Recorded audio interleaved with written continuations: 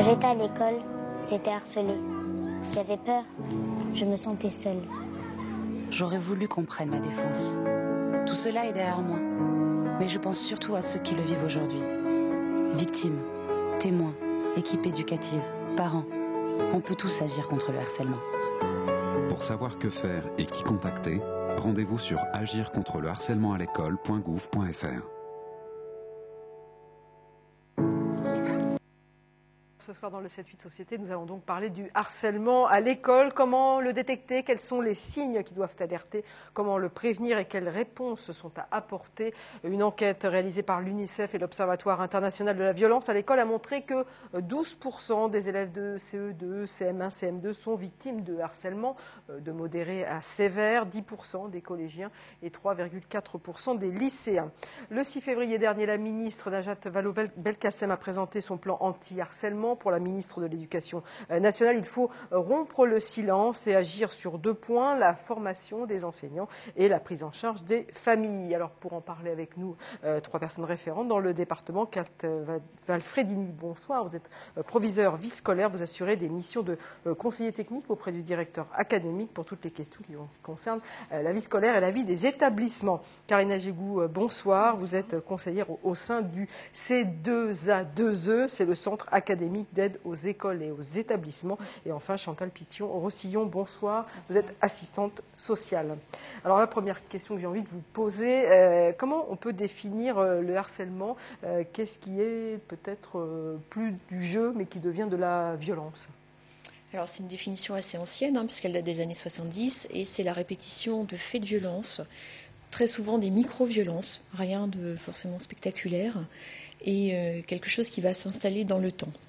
Et donc les violences peuvent être physiques, psychologiques, et s'installer assez durablement. La difficulté, c'est que la répétition n'est pas tous les jours, toutes les heures, mais de manière beaucoup plus insidieuse. Donc le harcèlement, c'est la répétition, c'est pas simplement se bousculer une fois, c'est quand on commence à se faire bousculer plusieurs fois. Vous dites un type de harcèlement psychologique, c'est quoi? C'est quand on a des surnoms, on a des mauvais surnoms, alors, des moqueries. Ça commence des fois, c'est les... pas méchant, mais oui. Alors, bon. Ça commence par des moqueries, souvent effectivement des surnoms, mais ça peut être aussi l'isolement. T'es plus ma copine et je te parle plus, tu fais plus partie de la bande. Ça, j'ai envie de vous dire, ça arrive fréquemment. Ça arrive fréquemment, mais c'est très très dur à vivre pour les enfants, d'être tout le temps choisi en dernier dans une équipe, par exemple. Sur le coup, on a l'impression que c'est anodin, sauf que pour l'enfant qui le vit, ça peut être très violent. Et les rumeurs aussi, malheureusement, font beaucoup de mal aussi aux enfants. Et en termes de harcèlement psychologique, c'est assez fort pour celui qui le vit. Vous allez nous dire tous les conseils, surtout qu'on peut donner aux parents, comment on peut prendre en compte la parole de l'enfant et puis évidemment le travail aussi à mener auprès des enseignants. Mais je voudrais d'abord qu'on écoute les Saint-Quentinois. Le harcèlement à l'école, qu'est-ce que ça vous évoque? C'est la question que nous sommes allés poser dans les rues de Saint-Quentin-en-Yvelines. Non, pas mes enfants étaient à l'école, ils n'ont pas eu de problème particulier. Donc ça existe, oui, mais bon, heureusement, on n'a pas été touché par ce phénomène. Dans mon enfance, je crois comme nous tous, on a déjà subi ces petites brimades, ces petites moqueries qui ressemblent plus ou moins à de l'harcèlement. Et c'est un passage un petit peu obligatoire, tant que ça reste du léger. Ça a peut-être pris plus d'ampleur depuis les téléphones portables, avec les vidéos qu'on peut faire et le harcèlement qui se fait via les sites, les réseaux sociaux. C'est le mot que je cherchais.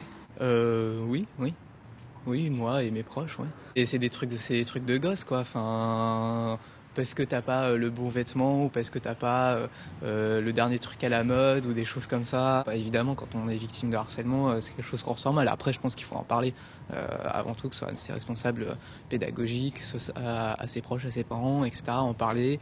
Et puis, je pense que c'est en parlant justement que les choses elles peuvent mieux se dénouer, quoi.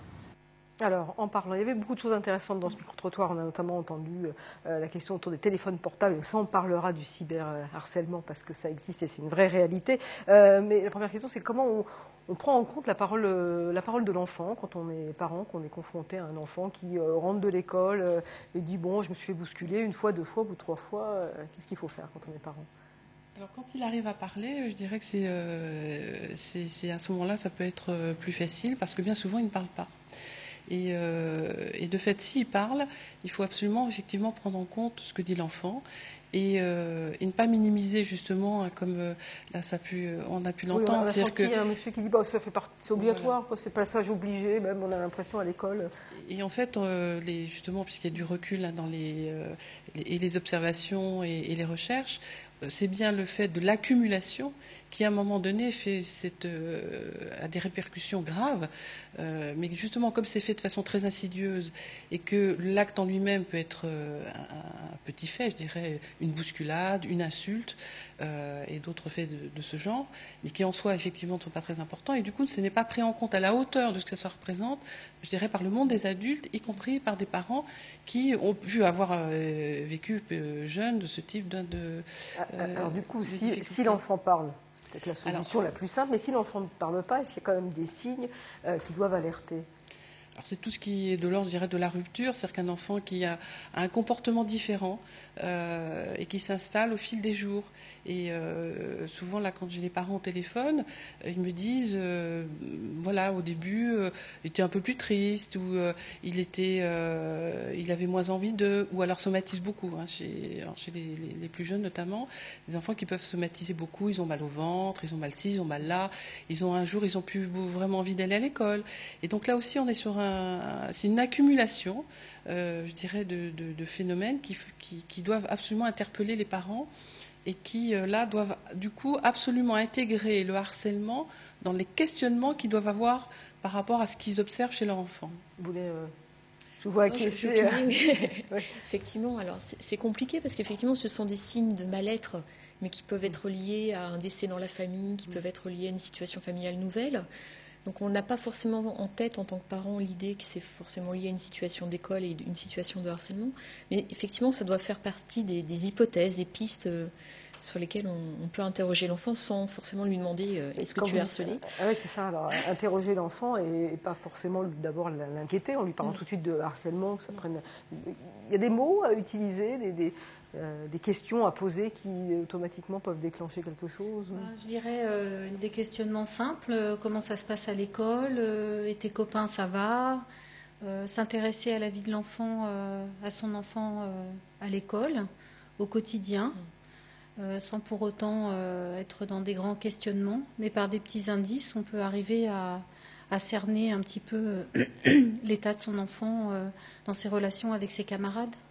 Quand on a entendu le micro trop... Oui, pardon. Oui, je voudrais rebondir parce que dans ce que j'entends aussi, c'est des parents qui ont pu intervenir et puis sans qu'il y ait vraiment une prise en compte du harcèlement et qui me disent bon, un jour il n'a plus rien dit. Et du coup, effectivement, ne s'interroge plus par rapport notamment à ce type de problème. Alors que l'enfant continue et que pour quelques raisons, donc il s'est arrêté de parler, notamment parce qu'il a perdu confiance dans le monde des adultes. Et alors aussi, ce qui revient assez souvent, ce sont des parents qui, là au niveau, quand les jeunes ont 13, 14 ans, 15 ans, mettent ça sur le compte de la crise d'adolescence. Et alors qu'on est sur des replis sur soi très importants, des jeunes qui, par exemple, ne participent plus du tout à la vie familiale au quotidien, s'enferment dans leur chambre, ne prennent plus leur repas avec les parents ou la famille. Et là, et donc des parents qui se disent mais ça doit être la crise d'adolescence. Tellement c'est violent, justement. Alors qu'un jour, ils découvrent que c'était bien le harcèlement qui provoquait toutes ces... Et il faut, donc, moi, je voudrais quand même rebondir sur ce que disait une personne interviewée qui disait, bon, c'est un peu le passage obligé.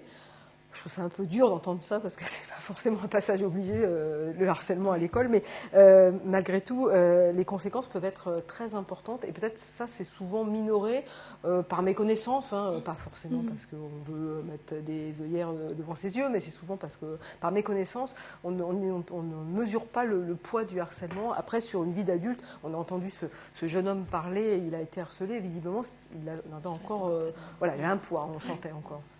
Ça a des conséquences tout simplement scolaires en fait, parce qu'un enfant qui est tout le temps stressé en se demandant ce qui va lui arriver quand il va quitter la salle ou qui va lui tomber dessus, c'est difficile à ce moment-là d'être concentré sur son travail, sur la multiplication qui est à effectuer.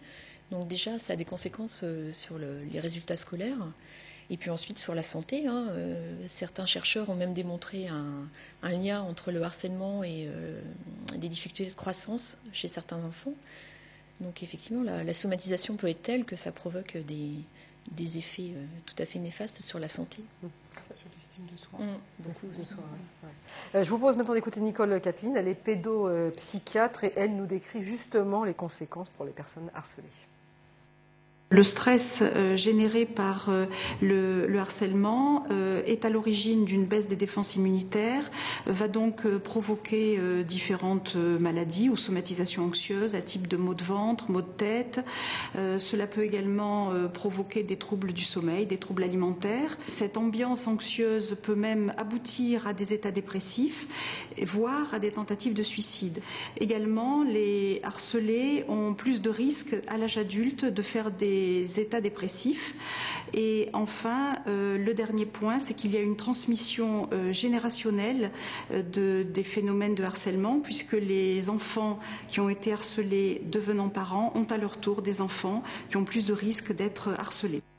Voilà pour les conséquences, on mesure l'importance. Alors que faire maintenant lorsque le harcèlement est connu? Donc on a vu que les parents pouvaient intervenir, mais au niveau du corps enseignant, au niveau de l'académie, qu'est-ce qui est mis en place pour soutenir à la fois ses enfants et ses parents? Alors déjà, souvent le premier réflexe des parents, c'est d'aller voir l'école, donc de s'adresser soit à l'enseignant, soit à la direction de l'école ou du collège. Bon, déjà, c'est un bon réflexe, parce qu'on a aussi certains parents qui veulent régler un peu tout seuls la situation, qui n'hésitent pas à aller frapper à la porte du parent du gamin supposé harceleur. Et là, souvent, ça a des conséquences un peu désastreuses. Voire attraper le harceleur et faire un peu justice tout seul, ce qui résout rarement les problèmes. Voilà. Après, les établissements suivent depuis 2 ans un protocole, en fait, et ont obligation de rencontrer la victime, le harceleur, les témoins, les parents de chacun, et d'informer évidemment la communauté de manière à ce qu'il y ait une vigilance vraiment plus de tous les adultes. Alors après cette vigilance des adultes, qu'est-ce qui se passe? Est-ce qu'il y a forcément des rencontres entre les parents d'enfants harcelés, les parents d'enfants harceleurs? Est-ce que en règle générale, quel est le processus qui se met forcément en place? En règle générale, on évite de faire rencontrer le harcelé et le harceleur, puisque le harceleur par nature, je dirais, a une personnalité assez lisse, n'est pas capable vraiment d'être en capacité d'avoir de l'empathie pour sa victime. Et dans ce cas-là, ça renforce un peu la situation de harcèlement. Donc le harceleur et le harcelé, je dirais, leurs situations sont examinées de manière très, très distincte. Mais vous rencontrez quand même les familles? Alors les familles au sein des établissements scolaires, dans le protocole, il est préconisé que des équipes éducatives soient organisées à la fois pour le harcelé et pour le harceleur. Après, quand les familles contactent la plateforme Stop Harcèlement et que les fiches à ce moment-là reviennent dans le département, donc Chantal Pithion se rapproche des familles et moi je me rapproche des établissements scolaires pour faire un point sur la situation et faire des préconisations au directeur d'établissement. C'est quoi par exemple des préconisations? C'est séparer, changer de classe, envisageant des changements? Selon les situations, ça peut être un changement de classe, ça peut être peut-être il manque un acteur dans les équipes éducatives, ça peut être éventuellement que l'on se déplace dans les établissements pour expliquer le phénomène de harcèlement. Tout type de situations peuvent se présenter. Et donc au niveau des familles, quelle action vous menez alors? Alors c'est de l'accompagnement. D'abord une écoute des familles, des parents qui ont découvert à un moment donné que leurs enfants ont beaucoup souffert. Donc ça justifie une vraie écoute, de les rassurer sur le fait que c'est normal qu'ils n'aient pas pu découvrir forcément suffisamment tôt, suffisamment à temps. Parce que les parents doivent énormément se sentir coupables à ces moments-là.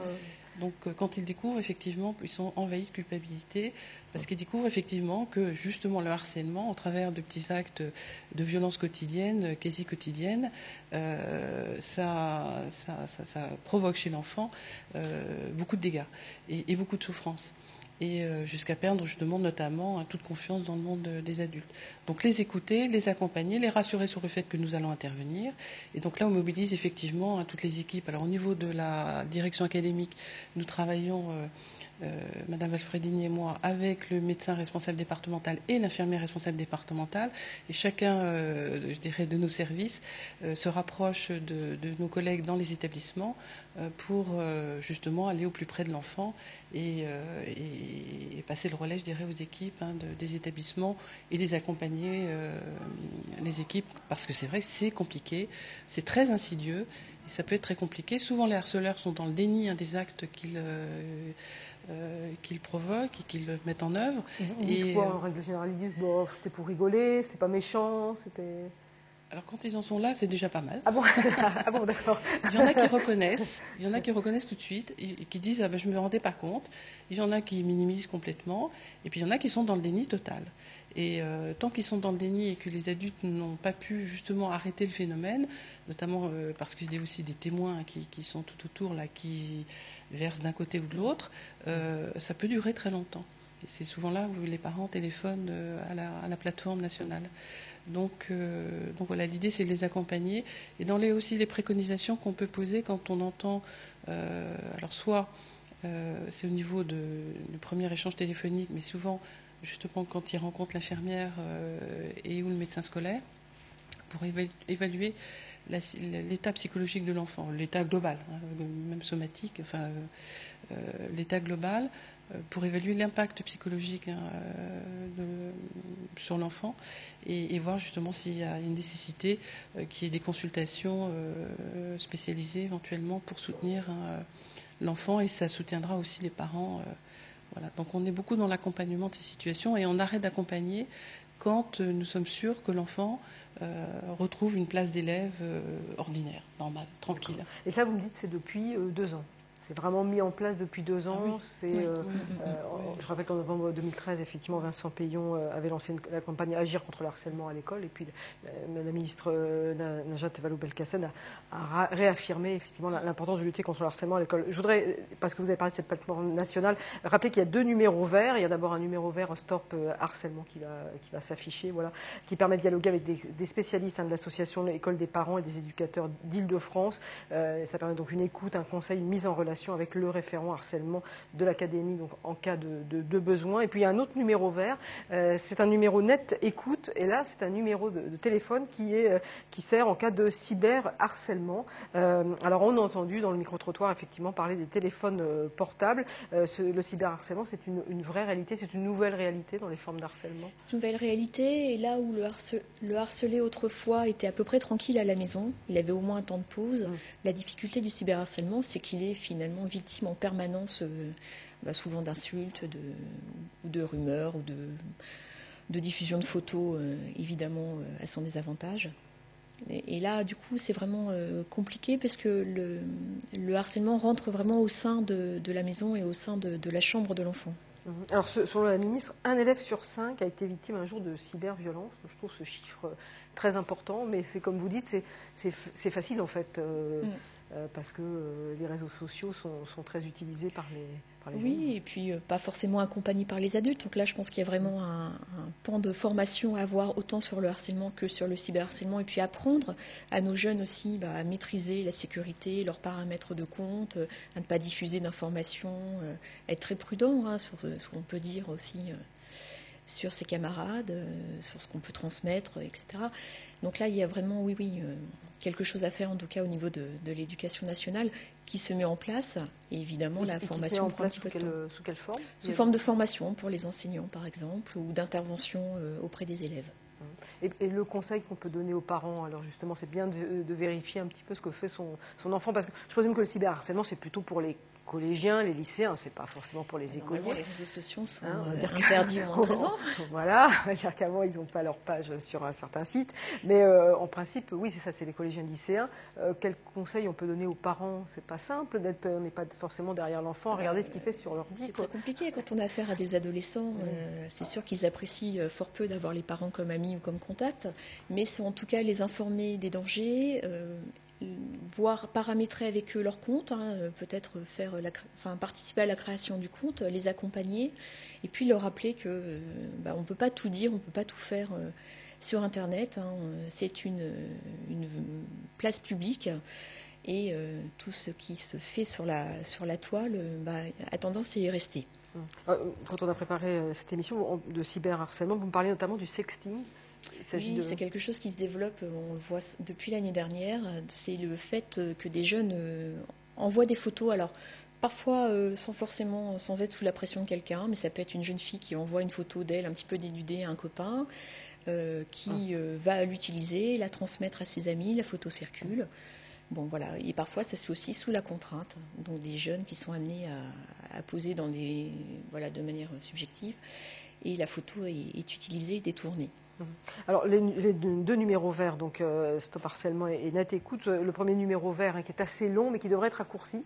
La ministre l'a promis, dans quelques semaines, ça devrait plus être que 4 chiffres, ce qui serait plutôt une bonne nouvelle, parce que pour l'instant, c'est un chiffre, c'est un 0800 à rallonge. Au ministère, en France, il y a eu un peu plus de 3619 appels qui ont été reçus en 2014 sur le numéro vert de Stop Harcèlement. 1000 appels concernaient des demandes qui ne relevaient pas du harcèlement, donc ça fait plus de 2500 appels. Est-ce que vous, au niveau de l'académie, vous constatez aussi que les gens décrochent plus facilement leur téléphone pour peut-être ne serait-ce que poser des questions? Donc l'année scolaire dernière, effectivement, on a eu une augmentation assez sensible du nombre d'appels, et ça semble se stabiliser là cette année. Mais en même temps, il faut bien dire aux parents qu'ils n'hésitent surtout pas à appeler, qui s'autorisent à appeler, ils se posent des questions, ils appellent, il y a des professionnels au téléphone là, qui sont là justement pour les aider à évaluer la difficulté, est-ce qu'on est bien dans du harcèlement, à les conseiller, et puis quand effectivement ils évaluent, on sent que l'enfant subit du harcèlement, donc à rebasculer sur nos services. Et vous pensez que les parents, des fois, peuvent hésiter à appeler parce que, par honte aussi, de dire on va se moquer de moi, ou voilà, parce que j'ai pas su réagir. C'est toujours le principe, je crois qu'il est important d'insister sur le fait qu'il est normal que les parents culpabilisent s'ils apprennent que leur enfant est harcelé, mais que c'est compliqué de déceler les signes d'harcèlement quand on n'est pas des professionnels, quoi. Ce qu'on disait tout à l'heure, c'est qu'il faut absolument que le harcèlement rentre dans les hypothèses à poser par les parents pour essayer de comprendre pourquoi leur enfant est différent, je dirais, de l'enfant, et depuis quelques semaines, voire quelques mois, de l'enfant qu'ils ont pu connaître, et ensuite qu'ils se renseignent. Les sites du ministère sont vraiment très accessibles et très bien faits. Il est important de rappeler que le site du ministère a été refondu et qu'il est vraiment très simple et très fonctionnel. Voilà, vous allez sur le site, vous êtes parent, vous êtes élève, et après vous êtes guidé. Il y a des foires aux questions qui sont extrêmement intéressantes, et on trouve plein de solutions sur le site internet. Ils se retournent vers les établissements scolaires, et si ça reste compliqué, parce que c'est un phénomène compliqué à prendre en charge, qu'ils n'hésitent surtout pas à téléphoner pour justement échanger avec des professionnels qui sont là pour eux. Et malgré tout, la France a encore beaucoup de retard, quand on pense aux pays. Aussi. Non, mais quand on pense aux pays de l'Europe du Nord, comme la Suède ou la Finlande, qui sont très avancés, ça fait 40 ans qu'eux parlent du harcèlement à l'école. En France, ça fait quelques années. Ça fait quelques années. Après, ils ont mis 13 ans quand même en Norvège pour faire diminuer le taux. Donc, on a encore un petit peu de travail devant nous. Et moi, je compte beaucoup sur la formation, en tout cas, des équipes et les actions de prévention de manière à lutter contre le harcèlement. Le traiter, c'est une bonne chose. Si on pouvait vraiment l'éviter, ça serait encore mieux. Quand vous étiez venus en plateau, toutes les trois, il y a un peu plus d'un an, je vous avais demandé si c'était tabou. Est-ce que c'est toujours aussi tabou, le harcèlement à l'école? Un petit peu moins? Moins quand même. C'est beaucoup moins tabou. Beaucoup moins tabou. Néanmoins, le passage obligé, comme me montrait dans le reportage, c'est vraiment la relation avec ses camarades, la relation avec les copains dans la cour. Ça, c'est un passage obligé. C'est plus ou moins facile selon les personnalités, mais en tout cas, ça ne doit pas générer de la souffrance. Ça peut être un petit peu compliqué. Mais en tout cas, ça ne Oui, doit pas générer de la souffrance c'est dès l'instant. C'est l'école où... de la vie, mais c'est pas l'école de la Exactement. douleur hein, non plus. Tout à fait. Merci en tout cas à vous trois d'être venus sur le plateau. Je voudrais rappeler les numéros verts. Il y a un placard qui va s'afficher sur le numéro Stop Harcèlement, le 0808 807 010. Vous pouvez également aller sur le site du ministère de l'Éducation nationale consacré au harcèlement à l'école, qui est un site extrêmement bien fait, très pédagogique, où vous trouverez à la fois des témoignages de professionnels et à la fois beaucoup de renseignements. Il est important également de rappeler que depuis le 4 août 2014, le harcèlement moral est explicitement reconnu comme un délit. Et puis, je voulais aussi souligner qu'en avril 2015, ce sera la 2e édition du prix Mobilisons-nous contre le harcèlement. Comme en 2014, les productions des élèves serviront aussi d'outils de prévention dans les écoles. Ça fonctionne?